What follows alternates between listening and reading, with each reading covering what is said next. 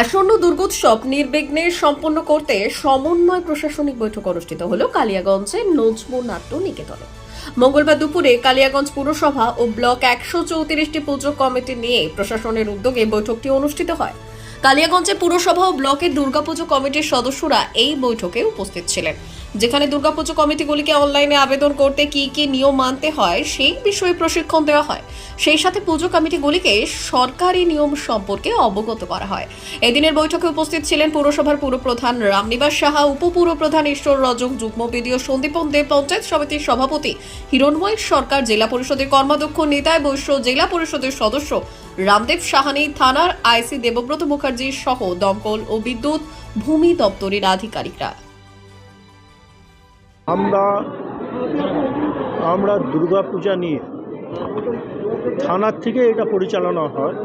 আমরা সবাই ব্লক এবং টাউনে প্রত্যেকবারই একটা পূজা কিভাবে পরিচালনা করা হবে, কিভাবে পারমিশন দেওয়া হবে, এই নিয়ে প্রত্যেকবারই আমরা নজমুতেই একটা মিটিং করি। সেই ফলে এইবারও আমরা নজমুতে সবাই একত্রিত হয়েছি এবং আজকে খুব সুন্দরভাবে একটা চর্চার মারফতে আমরা একটা মিটিং করলাম। আর এইবার আরও একটা সমস্যা ছিল, একটু আছে, সেটা সলভ হয়ে গেছে, হয়ে যাবেও।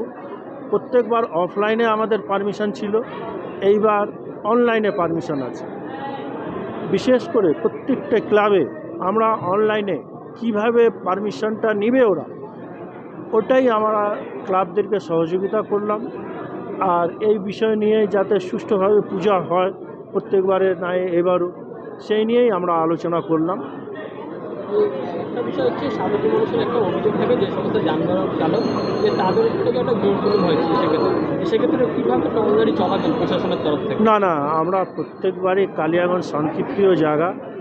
আইসি সাহেব নিজের স্পিচে বলছেনও যে কালিয়াগঞ্জে যানবাহন দোকানদার যাতে কোনো রকম কোনো চাঁদার উৎপাত না হয়, চাঁদার কোনো রকম জোর জবরদস্তি না হয়, সেইটার ক্ষেত্রে আমাদের দেখবেন সরকার প্রত্যেকবারই কিছু কিছু বাজেটও বাড়াচ্ছে। অনুদান আগেবার 70,000 টাকা ছিল, এইবার 85,000 টাকা সরকার অনুদান হিসাবে প্রত্যেকটি ক্লাবগুলোকে দিচ্ছে।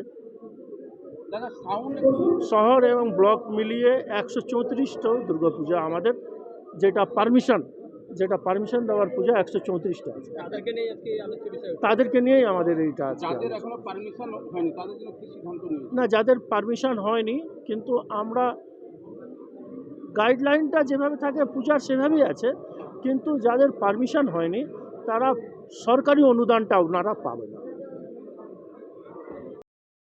ব্যুরো রিপোর্ট, উত্তরের প্রহরী।